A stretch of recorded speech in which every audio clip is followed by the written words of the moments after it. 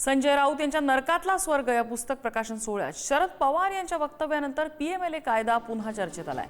यावर छगन भुजबळांनी मोठं विधान केलंय। हा कायदा पी चिदंबरम यांचं पाप आहे असं भुजबळ म्हणाले आणि या कायद्याचा सर्वात पहिला बळी मी ठरल्याचंही त्यांनी सांगितलंय। ज्याला काय इंग्लिश में एम्बार्गो म्हणतात, जामीन मिळण्यावर आडकाठी, ती वसवली कोणी? ती वसवली चिदंबरम।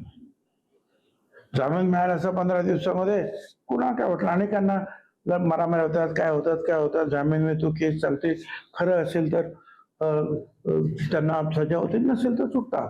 पण सगळ्यात मध्ये बोट कशावर लोक ठेवतात? ते वर्ष, 2 वर्ष, 4 वर्ष, 5 जामीनच मिळत नाही।